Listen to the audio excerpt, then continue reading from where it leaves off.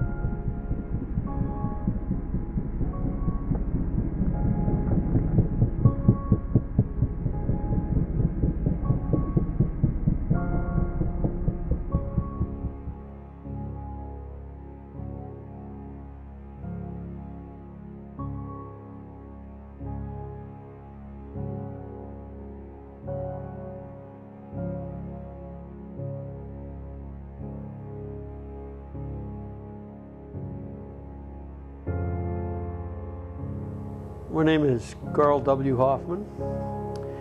I came down here to the border about 6 years ago. I wanted to photograph and record what was really happening down here at the turn of this century. And it was, as an artist, this was going to be my gift to future generations. I came down here a few times to photograph and realized the job couldn't be done. So I went to my wife and said, "You mind if I sell the house and take 5 years off?" She looked out the window, timing's everything, snowing, blowing sideways in March, and we're here.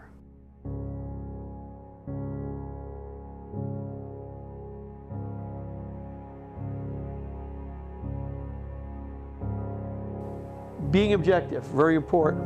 Being open-minded, looking at the true picture and the pictures around it.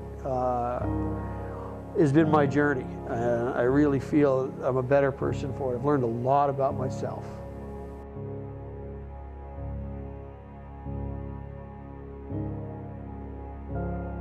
The people coming across the border aren't your migrant workers. Your migrant workers that years ago came across, and even 5 or 6 years ago, people that came across came to work and went home.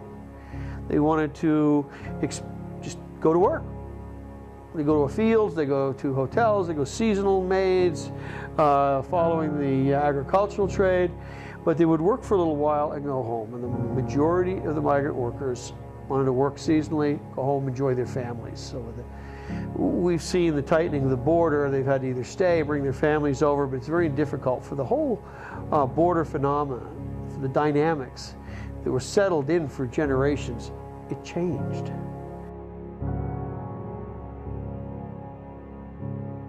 Today we headed out and went down to view the walls that have just been built. The new and very impressive walls, like the gates to a fine community. They really only have to be grandiose to the public that sees them and passes by.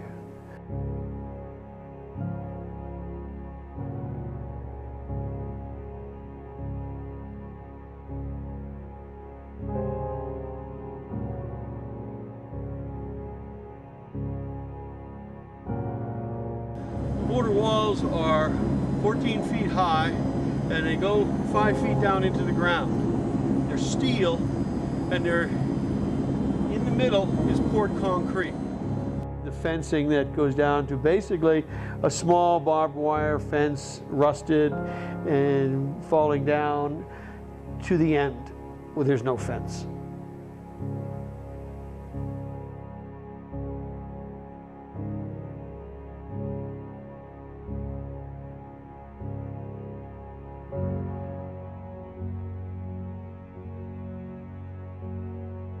Every time we deport somebody from the United States, we're putting another couple $1,000s into the cartel's pocket.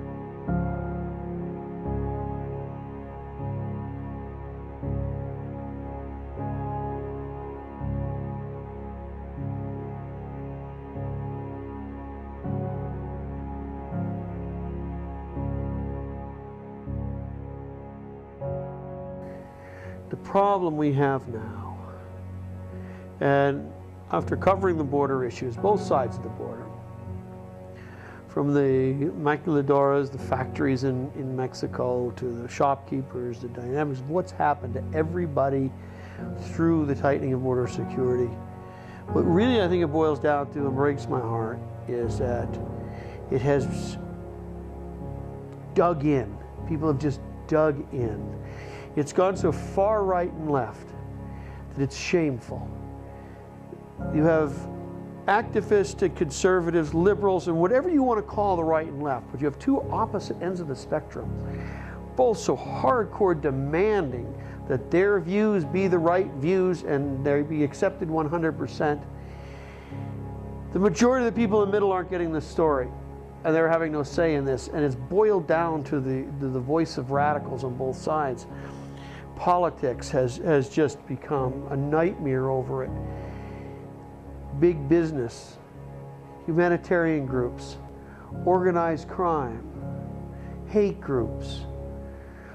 Everybody has got their hand in the pie, and it's just horrible that solutions now are going to take generations to sort out. I mean, nothing is getting done because nobody will give an inch.